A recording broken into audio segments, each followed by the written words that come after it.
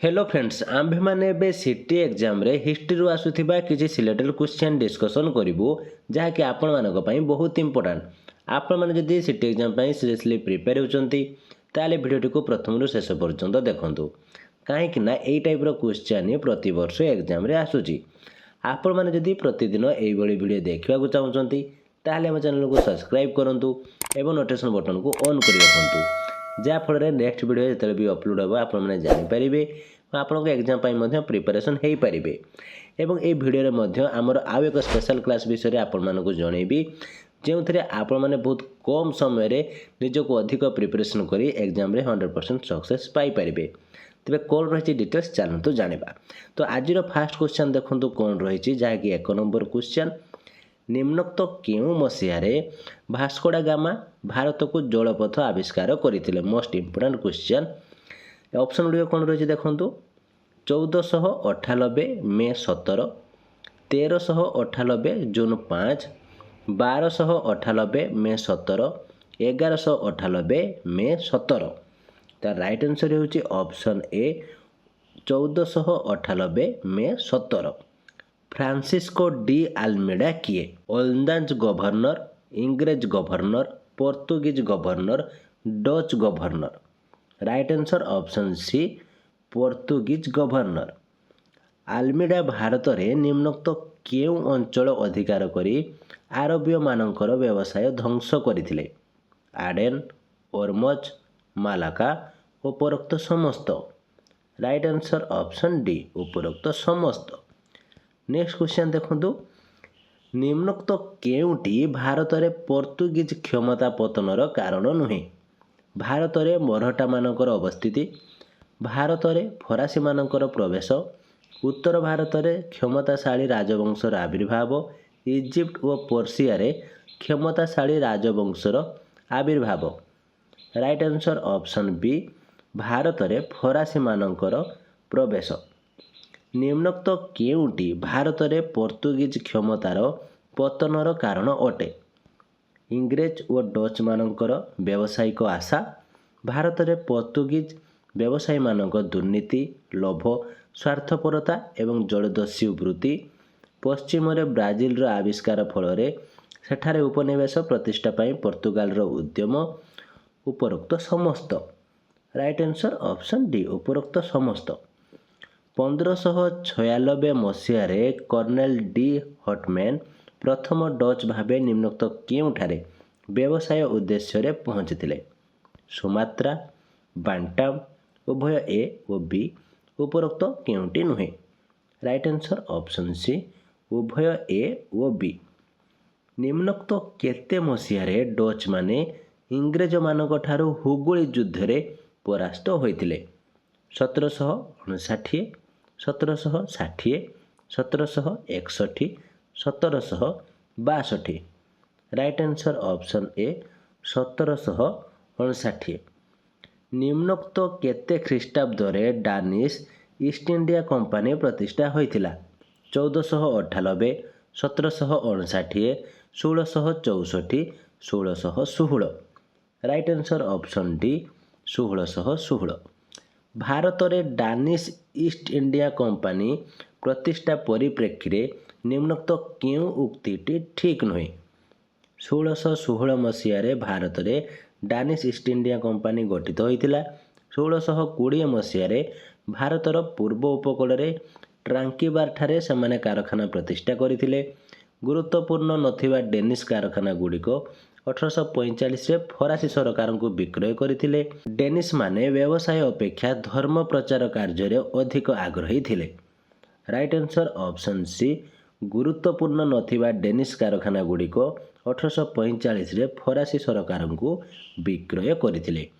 निम्नोक्त केते ख्रीष्टाब्द रे Francis Drake पृथ्वी परिक्रमा पाई जलयात्रा करथिले? 1580, 1581, 1582, 1583। Right answer option A 1580। निम्नोक्त केउ मसीहा डिसेम्बर 31 रे इंग्रेज ईस्ट इंडिया कंपनी को रानी एलिजाबेथ सनंद प्रदान करथिले? 1600, 1601, 1602, 1603। ରାଇଟ୍ ଆନ୍ସର୍ ଅପସନ୍ ଏ 1600।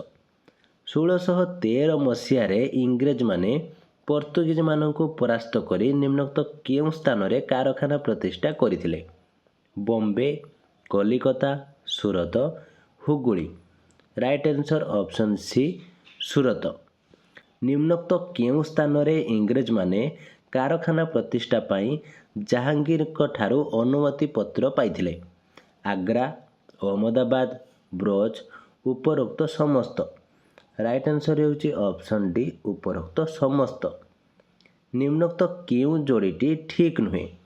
ଫ୍ରାନ୍ସିସ୍ ଡେକ୍ ପୃଥିବୀ ପରିକ୍ରମା ଜଳଯାତ୍ରା, ଏଲିଜାବେଥ ଇଂରେଜ ରାଣୀ, ସେଣ୍ଟ ଜର୍ଜ ଦୁର୍ଗ ପଶ୍ଚିମ ଉପକୂଳ, ଜାହାଙ୍ଗୀର ମୋଗଲ ସମ୍ରାଟ। ରାଇଟ୍ ଆନ୍ସର୍ ହେଉଛି ଅପସନ୍ ସି ସେଣ୍ଟ ଜର୍ଜ ଦୁର୍ଗ ପଶ୍ଚିମ ଉପକୂଳ। ଫରାସୀ ଇଷ୍ଟ ଇଣ୍ଡିଆ କମ୍ପାନୀ ନିମ୍ନୋକ୍ତ କେତେ ଖ୍ରୀଷ୍ଟାବ୍ଦରେ ପ୍ରତିଷ୍ଠା କରାଯାଇଥିଲା? 1600, 1664, 1616, 1596। Right answer option B 1664। ରାଜା ଚତୁର୍ଦ୍ଦଶ ଲୁଇ ନିମ୍ନୋକ୍ତ କେଉଁ ଦେଶର ରାଜା ଥିଲେ? England, France, Italy, Spain. ତ ଏହାର ରାଇଟ୍ ଆନ୍ସର୍ଟି କହିବା ପୂର୍ବରୁ ମୁଁ ଆପଣଙ୍କୁ ଆମର ସ୍ପେଶାଲ୍ କ୍ଲାସ୍ ବିଷୟରେ ଜଣାଇ ଦେଉଛି। ଆପଣମାନେ ଯଦି କମ୍ ସମୟ ଭିତରେ ଅଧିକ ପ୍ରିପାରେସନ୍ ହୋଇ ସକ୍ସେସ୍ ପାଇବାକୁ ଚାହୁଁଛନ୍ତି ତାହେଲେ ଆମର ସ୍ପେଶାଲ୍ କ୍ଲାସ୍ରେ ଆପଣମାନେ ଜଏନ୍ ହୋଇପାରିବେ, ଯେଉଁଥିରେ ଆପଣମାନଙ୍କୁ ସିଲାବସ୍ ୱାଇଜ୍ ସବଜେକ୍ଟିଭ୍ କ୍ଲାସ୍ ସହିତ study material, free PDF, previous year question ସହ ହ୍ୱାଟ୍ସଆପ୍ ସପୋର୍ଟ ଆପଣଙ୍କୁ ମିଳିଯିବ ଓ ତା ସହିତ ଏହା ଆପଣଙ୍କୁ ଲାଇଫ୍ ଟାଇମ୍ ଆକ୍ସେସ୍ ମଧ୍ୟ ଦିଆଯିବ, ଯାହାଫଳରେ ଆପଣମାନେ ଭଲ ଭାବରେ ନିଜକୁ ପ୍ରିପାରେସନ୍ କରିପାରିବେ ଏବଂ ଏକ୍ଜାମ୍ରେ 100% ସକ୍ସେସ୍ ପାଇବା ସହିତ ଆପଣଙ୍କର ଟିଚର୍ ହେବା ସ୍ୱପ୍ନକୁ ପୂରଣ ମଧ୍ୟ କରିପାରିବେ। ତେବେ ଆପଣମାନେ ଯଦି ଜଏନ୍ ହେବା ପାଇଁ ଚାହୁଁଛନ୍ତି ତାହେଲେ ଯାଇଥିବା ହ୍ୱାଟ୍ସଆପ୍ ନମ୍ବରରେ ଜଏନ୍ ଲେଖି ମେସେଜ୍ କରନ୍ତୁ, ନହେଲେ ଭିଡ଼ିଓର ଡେସ୍କ୍ରିପସନ୍ରେ ଜଏନ୍ର ଲିଙ୍କ୍ ଦିଆଯାଇଛି, ସେଠାରେ ମଧ୍ୟ କ୍ଲିକ୍ କରି ଆପଣମାନେ ଡାଇରେକ୍ଟ ଜଏନ୍ ହୋଇପାରିବେ। ତେବେ ଚାଲନ୍ତୁ ଏବେ ଆମେ କ୍ୱେଶ୍ଚନ୍ ଉପରକୁ ଯିବା। ଆମର କ୍ୱେଶ୍ଚନ୍ କ'ଣ ରହିଥିଲା? ରାଜା ଚତୁର୍ଦ୍ଦଶ ଲୁଇ ନିମ୍ନୋକ୍ତ କେଉଁ ଦେଶର ରାଜା ଥିଲେ? ତ ରାଇଟ୍ ଆନ୍ସର୍ ହେଉଛି ଅପସନ୍ ବି ଫ୍ରାନ୍ସ। ଫରାସୀମାନେ ନିମ୍ନୋକ୍ତ ଭାରତର କେଉଁ ସ୍ଥାନରେ ପ୍ରଥମ କାରଖାନା ପ୍ରତିଷ୍ଠା କରିଥିଲେ? ସୁରତ, ମୁସଲିପାଟମ୍, ସନ୍ଥମ୍, ପଣ୍ଡିଚେରୀ। ରାଇଟ୍ ଆନ୍ସର୍ ହେଉଛି ଅପସନ୍ ଏ ସୁରତ। ଫରାସୀମାନେ ଭାରତରେ ବିଭିନ୍ନ ସମୟରେ ପ୍ରତିଷ୍ଠା କରିଥିବା କାରଖାନାର ନିମ୍ନୋକ୍ତ କେଉଁ ସମୟଟି ଠିକ୍ ନୁହେଁ? ମସଲିପଟମ୍ 1669, ସାନ୍ଥମ୍ 1672, Pondicherry 1675, Chandannagar 1690। Right answer option C Pondicherry 1675 ମସିହା। ଫରାସୀମାନେ ଭାରତରେ ନିମ୍ନୋକ୍ତ କେଉଁ ସ୍ଥାନରେ ଅଧିକ କାରଖାନା ପ୍ରତିଷ୍ଠା କରିଥିଲେ? ବଙ୍ଗଳା, କରମଣ୍ଡଳ, ମାଲାବାର, ଉପରୋକ୍ତ ସମସ୍ତ। ରାଇଟ୍ ଆନ୍ସର୍ ଅପସନ୍ ଡି ଉପରୋକ୍ତ ସମସ୍ତ। ଇଂରେଜ ଓ ଫରାସୀମାନଙ୍କ ମଧ୍ୟରେ ପ୍ରଥମ କର୍ଣ୍ଣାଟିକ୍ ଯୁଦ୍ଧ ନିମ୍ନୋକ୍ତ କେଉଁ ସମୟରେ ହୋଇଥିଲା? 1740ରୁ 1748, 1749ରୁ 1754, 1758ରୁ 1763, 1760ରୁ 1761। ରାଇଟ୍ ଆନ୍ସର୍ ଅପସନ୍ ଏ 1740ରୁ 1748। ଇଂରେଜ ଓ ଫରାସୀମାନଙ୍କ ମଧ୍ୟରେ ହୋଇଥିବା ନିମ୍ନୋକ୍ତ କେଉଁ ଯୁଦ୍ଧ ଫରାସୀମାନଙ୍କର ଭାରତରେ ରାଜନୈତିକ ଭାଗ୍ୟକୁ ସମ୍ପୂର୍ଣ୍ଣ ରୂପେ ବଦଳାଇ ଦେଇଥିଲା? ପ୍ରଥମ କର୍ଣ୍ଣାଟିକ୍ ଯୁଦ୍ଧ, ୱାଇଣ୍ଡୱାସ୍ ଯୁଦ୍ଧ, ଦ୍ୱିତୀୟ କର୍ଣ୍ଣାଟିକ୍ ଯୁଦ୍ଧ, ତୃତୀୟ କର୍ଣ୍ଣାଟିକ୍ ଯୁଦ୍ଧ। ରାଇଟ୍ ଆନ୍ସର୍ ହେଉଛି ଅପସନ୍ ବି ୱାଇଣ୍ଡୱାସ୍ ଯୁଦ୍ଧ। ବଙ୍ଗର ନୱାବ ସିରାଜଉଦ୍ଦୌଲା ଓ ଇଂରେଜ ଇଷ୍ଟ ଇଣ୍ଡିଆ କମ୍ପାନୀର ରବର୍ଟ କ୍ଲାଇଭଙ୍କ ମଧ୍ୟରେ ହୋଇଥିବା ପଲାସି ଯୁଦ୍ଧ ନିମ୍ନୋକ୍ତ କେତେ ଖ୍ରୀଷ୍ଟାବ୍ଦରେ ହୋଇଥିଲା? 1757 June 10, 1757 June 20, 1757 June 23, 1757 June 28। Right answer option C 1757 June 23। ବଙ୍ଗର ନୱାବ ସିରାଜଉଦ୍ଦୌଲା ଓ ଇଷ୍ଟ ଇଣ୍ଡିଆ କମ୍ପାନୀର ରବର୍ଟ କ୍ଲାଇଭଙ୍କ ଦ୍ୱାରା ହୋଇଥିବା ପଲାସି ଯୁଦ୍ଧର ଫଳାଫଳ ନିମ୍ନୋକ୍ତ କ'ଣ ହୋଇଥିଲା? ସିରାଜଉଦ୍ଦୌଲା ଯୁଦ୍ଧରେ ହାରିଯାଇଥିଲେ। ବଙ୍ଗଳାରେ ଇଂରେଜ ଶାସନର ମୂଳଦୁଆ ପଡ଼ିଥିଲା। ଇଂରେଜମାନେ ବଙ୍ଗଳାରେ ଅଧିକ ବ୍ୟବସାୟ ପାଇଁ ସୁଯୋଗ ପାଇଲେ। ଭାରତରେ ଇଂରେଜମାନେ ଶାସନ ପାଇଁ ମନୋବଳ ଦୃଢ଼ ହେଲା। ରାଇଟ୍ ଆନ୍ସର୍ ହେଉଛି ଅପସନ୍ ବି ବଙ୍ଗଳାରେ ଇଂରେଜ ଶାସନର ମୂଳଦୁଆ ପଡ଼ିଥିଲା। ନେକ୍ସଟ କ୍ୱେଶ୍ଚନ୍ ଦେଖନ୍ତୁ କ'ଣ ରହିଛି।